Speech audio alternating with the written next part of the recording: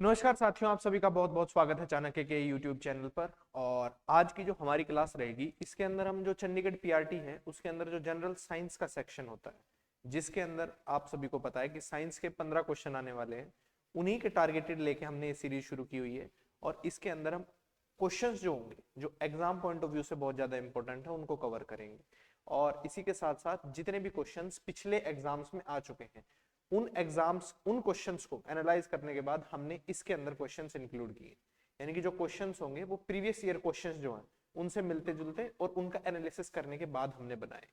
इसी के साथ साथ आज की जो वीडियो रहेगी इसके अंदर आपको दो बातें ध्यान रखनी है। सबसे पहली कि जो क्वेश्चंस हैं ये पहले एग्जाम्स में आ चुके हैं, यानी कि कोई भी आलतू फालतू का क्वेश्चन आपको इसके अंदर नहीं मिलेगा। और दूसरी चीज कि जो क्वेश्चंस हैं उनको सिर्फ आपको क्वेश्चन क्वेश्चन को कवर नहीं करना, उसके पीछे की जो मैं बैकग्राउंड इंफॉर्मेशन आपको बताऊंगा आपको उसका भी ध्यान रखना। जो बैकग्राउंड इन्फो होगी आपको वो भी साथ साथ कवर करना। तो मैं इसके अंदर आपको बताता हुआ चलूंगा, आपको भी उन चीजों को नोट करते हुए चलना है जिनको मैं इंपॉर्टेंट बताता चलूं। इसी के साथ आज की जो हमारी वीडियो है इसको बिना किसी डिले के शुरू कर लेते हैं। सबसे पहला जो प्रश्न है वो है, parsec is the unit measurement of. Parsec माप की इकाई है किसकी? इनमें से सबसे पहला डेंसिटी ऑफ स्टार यानी कि तारों के घनत्व की, अगला है एस्ट्रोनॉमिकल डिस्टेंस यानी कि खगोलीय दूरी की, या फिर ब्राइटनेस ऑफ हेवनली बॉडीज यानी कि स्वर्गीय पिंडों की चमक की, और उससे अगला है orbital velocity of giant star यानी कि विशाल तारों की कक्षीय की। सिंपल सा क्वेश्चन है। यहां पे क्या लिखा हुआ? पारसेक, यानी कि ये पारसेक जो है ये किसके माप की इकाई? तो देखो इसमें दो बातें ध्यान रखनी है। सबसे पहले कि यहाँ पे सेक लिखा हुआ है तो इसको गलती से भी टाइम की यूनिट यानी कि समय की यूनिट नहीं मानना, ठीक है। पारसेक जो होती है, पहले मैं आपको आंसर बता देता हूं वो किसकी होती है। वो होती एस्ट्रोनॉमिकल डिस्टेंस की, खगोलीय दूरों की। यानी कि जो बहुत दूर दूर के डिस्टेंस होते हैं, एक गैलेक्सी से दूसरी गैलेक्सी या फिर सोलर सिस्टम के अंदर जो एक प्लेनेट से दूसरी प्लेनेट, प्लेनेट तो बहुत छोटा डिस्टेंस हो गया, जो खास तौर पे आपका किसका है, गैलेक्सीज का, और बहुत बहुत दूर का डिस्टेंस जो होता है जो स्पेस के अंदर नापा जाता है उसके लिए यूज किया जाता है पारसेक। पारसेक लाइट ईयर से भी बड़ी यूनिट होती है। यही बात आपको ध्यान रखनी है कि जो पारसेक है ये किस चीज की दूरी मानी जाती है? ये मानी जाती है एस्ट्रोनॉमिकल डिस्टेंस यानी कि खगोलीय दूरी। अगला प्रश्न उल्टा, यही प्रश्न पूछ के आया हुआ है, फिर से रिपीट हुआ था, लेकिन यहां पे इसके अंदर क्या कर रखा है उसने, इसने फंडामेंटल यूनिट्स और फिजिकल यूनिट से कंपेयर कर रखा है। Parsec is a unit of. Parsec किसकी इकाई है? गति की, समय की, त्वरण की या फिर लंबाई की, यानी कि स्पीड की, टाइम की, एक्सेलरेशन की या फिर लेंथ की। अभी अभी आपको बताया वो किस चीज की है, वो है लेंथ की। क्यों? क्योंकि वो डिस्टेंस है। लेंथ भी आपका क्या होता है, ये भी आपकी होती है डिस्टेंस यानी कि दूरी। जब हम डिस्टेंस नाप रहे हैं एक गैलेक्सी से दूसरी गैलेक्सी की तो हम दूरी ही तो नाप रहे हैं उसके अंदर। इसी के साथ यहां पे आपको ये बात ध्यान रखनी है कि ये यूनिट लेंथ की है, लेकिन यदि आपको लिखा दिखे एस्ट्रोनॉमिकल डिस्टेंस तो वो सबसे बेस्ट ऑप्शन होगा। जो एस्ट्रोनॉमिकल डिस्टेंस होता है उसकी दूरी मापा जाती है। सिर्फ लेंथ की यदि एसआई यूनिट की बात करें तो वो मीटर होती है जनरली, लेकिन यहां पे ये पूछा गया है कि पारसेक किस चीज की दूरी है, क्योंकि कुछ लोगों को लगता है कि ये शायद हो सकता है समय की हो, क्योंकि इसके पीछे सेकंड आपको लगा हुआ दिख रहा है। अगला है light year is the unit of. Light year यानी कि जो प्रकाश वर्ष है ये किसकी इकाई? सबसे पहला समय यानी कि टाइम की, उससे अगला है डिस्टेंस इन स्पेस यानी कि अंतरिक्ष में दूरी की, उससे अगला है the length of the astronomical distance यानी कि खगोलीय दूरी की लंबाई की, या फिर है डिस्टेंस कवर्ड बाय लाइट यानी कि प्रकाश द्वारा तय की गई दूरी। अब यहां पे कंफ्यूजन हो सकता है आपको, आप कहो कि जो लाइट ईयर है क्या ये टाइम की दूरी है? क्योंकि यहां पे क्या लिखा हुआ है, वर्ष, और यहां पे भी ईयर लिखा हुआ है। लेकिन इसका जो सही आंसर होगा इसका ये भी नहीं होगा कि जो लेंथ ऑफ एस्ट्रोनॉमिकल डिस्टेंस है, ये हम कहां पे पढ़ के आए हैं, ये पढ़ के आए हम पारसेक होती है। इसका जो सही आंसर है वो है distance covered by light in a year. कैसे? जो प्रकाश होता है इसके द्वारा तय की गई जो दूरी होती है उसको हम लाइट ईयर बोलते हैं। कितनी दूरी? जितनी वो एक वर्ष में तय करता है। प्रकाश के द्वारा तय की गई दूरी जो होती है उसी को हम बोलते हैं लाइट ईयर यानी कि प्रकाश वर्ष। लाइट ईयर, लाइट ईयर जो होता है ये 3 × 10⁻16 नहीं, 9.46 × 10⁻15 मीटर के बराबर होता है। याद रखना, ये भी पेपर के अंदर आया हो। जो अगला होता है आपका पारसेक, ये मैंने आपको अभी लिखवाया था। पारसेक जो होता है ये कितना होता है? पारसेक होता है 3 इंटू 10⁻16 मीटर के। अगला एक क्वेश्चन जो इससे बनता है वो है कि जो पारसेक है और लाइट ईयर है, इसमें क्या रिलेशन है आपस में?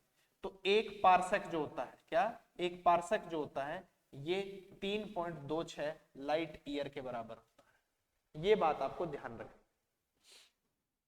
अगला प्रश्न देखते हैं।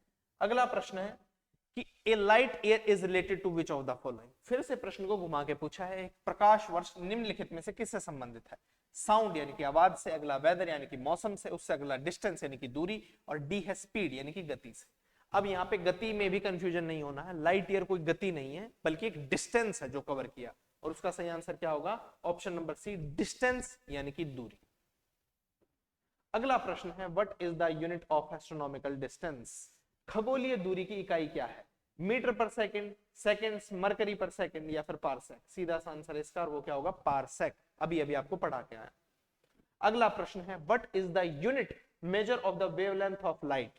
प्रकाश के तरंग दैर्घ्य को मापने की इकाई क्या है?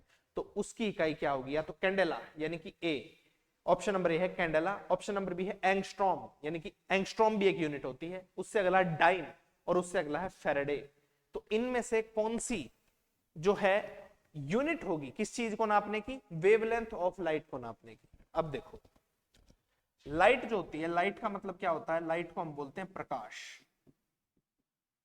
प्रकाश जो होता है इसकी जो वेवलेंथ यानी कि इसका जो तरंग दैर्घ्य होता है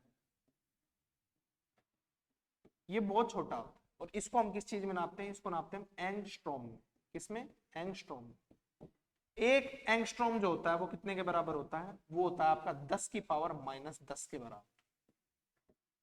10 की पावर जब -10 हम चढ़ा देते हैं, यानी कि इतनी छोटी जो चीज होती है उसको एंगस्ट्रॉम से डिनोट किया जाता है, और यही इसका आंसर होगा ऑप्शन नंबर बी। ठीक है, अब यहां पे बात आई डाइन की, तो डाइन जो होती है ये फोर्स, आपने सुना होगा, जो फोर्स बल जो होता है इसकी सीजीएस यूनिट होती है, ना कि एसआई यूनिट। उससे अगला आपका फेरेडे। अब फेरेडे किसकी होती है ये आपको मेरे को कमेंट सेक्शन के अंदर बताना। फेरेडे नाम के एक वैज्ञानिक थे, उन्होंने एक फेरेडे एक्सपेरिमेंट किया था, और उसी पे ही फेरेडे यूनिट को भी रखा गया है। आपको मुझे बताना कि वो किसके नाम पे रखी गई। अगला है femto means 10 to the raise to the power of. Femto का अर्थ 10 की घात कितने तक बढ़ाई गई है? 10 की पावर -16, -15, -20 या फिर -12। फेम्टो, फेम्टो जो होता है इसको एफ से भी नोट करते हैं। अब इसका जो सही आंसर है वो क्या होगा? वो होगा 10 की पावर -15। 10 की पावर जब -15 होती है तो उसको हम किससे डिनोट करते हैं? उसको करते हैं फेम्टो से। 10 की पावर जब -10 होती है तो उसको किससे करते हैं? एंगस्ट्रॉम से। ए के ऊपर ऐसे बिंदी लगा देते हैं ना, तो उसको बोलते हैं एंगस्ट्रॉम। अभी अभी पढ़ाया एंगस्ट्रॉम। उससे अगला एक और याद रख लेना, 10 की पावर -12 किसे बोलते हैं? तो वो बोलते हैं पीको को। पी से डिनोट करते हैं, पीको यानी कि पिकोमीटर। आपने देखा होगा यूनिट्स होती हैं बहुत सारी चीजों की, उसको पीको बोलते हैं, पिकोमीटर। एक ये आ जाए 10 की पावर -6, ये कितनी होती है? ये होती है माइक्रोमीटर। ये माइक्रो से डिनोट करते हैं, इसका मतलब होता है माइक्रो, यानी कि 10 की पावर जब -6 रेज करते हैं तो उसको बोलते हैं माइक्रो। अगला प्रश्न है what is the unit of physical quantity stress. तनाव जो एक भौतिक राशि है उसकी इकाई क्या है? ऑप्शन नंबर ए है newton second, option number B है स्टेरेडियन, ऑप्शन नंबर सी है पास्कल, और ऑप्शन नंबर डी है जूल। किसकी पूछिए? ध्यान देना आपको यहाँ पे, वो है स्ट्रेस यानी कि तनाव। स्ट्रेस, स्ट्रेस जो होती है इसकी भी यूनिट ये प्रेशर के ही बराबर होती है, और वो क्या होती है? प्रेशर होता है आपका फोर्स अपॉन एरिया। क्या होता है? Force upon area. अब सीधी सी बात है, अब देखो यहाँ फोर्स अपॉन एरिया इसकी यूनिट होती है। फोर्स क्या होती है आपकी? फोर्स की यूनिट क्या होती है? फोर्स की यूनिट होती है न्यूटन, और एरिया की क्या होती है? Metre square. तो यदि आपको ये आ जाए न्यूटन पर मीटर स्क्वायर, ये किसकी यूनिट होती है? तो ये मैं आपको बता दूं ये होती है पास्कल की यूनिट। पास्कल जो होती है जिसको पीए से डिनोट करते हैं, इसकी यूनिट होती है पास्कल। ठीक है, न्यूटन पर मीटर स्क्वायर भी किसकी यूनिट होती है? वो भी होती है आपकी स्ट्रेस या प्रेशर की। यहां पे है अगला पहला न्यूटन सेकंड। न्यूटन सेकंड इसकी नहीं होगी। ठीक है, आपने देखा यहाँ पे इसकी क्या होनी चाहिए, न्यूटन पर मीटर स्क्वायर। स्टेरेडियन भी नहीं होगी। स्टेरेडियन किसकी होती है, स्टेरेडियन में एंगल्स को नापा जाता है, जो एंगल होते हैं, कोण जो होता है उसको नापा जाता है स्टेरेडियन से। पास्कल बिल्कुल सही आंसर होगा। जूल, जूल आप सभी को पता है, वर्क या फिर आप एनर्जी जो होती है, ऊर्जा जो होती है, उसकी यूनिट होती है जूल। ठीक है जी।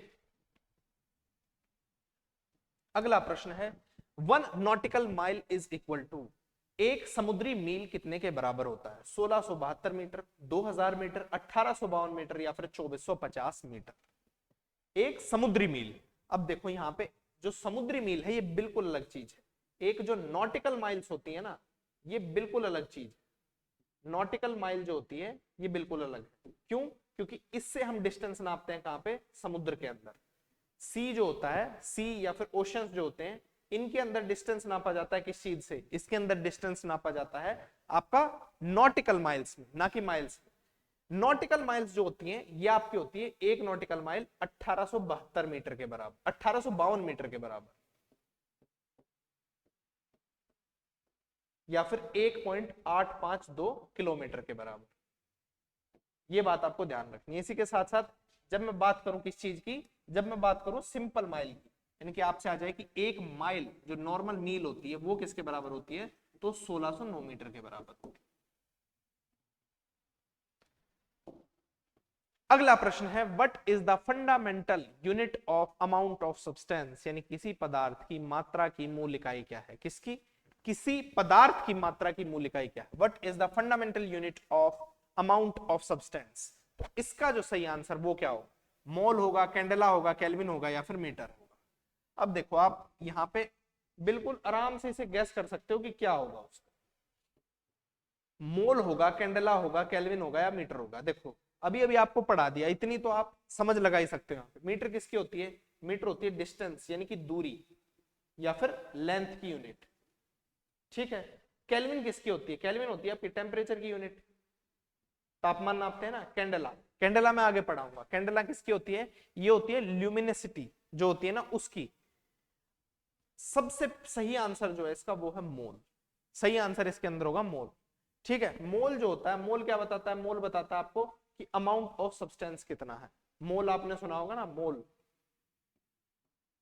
केमिस्ट्री के अंदर भी हम पढ़ते हैं। एक मोल जो होता है वो कितने के बराबर होता है? एक एवोगैड्रो नंबर भी होता है, यहीं पे आपको बता देता हूं। एवोगैड्रो नंबर वो कितना होता है? 6.023 इंटू 10 की पावर कितना होता है?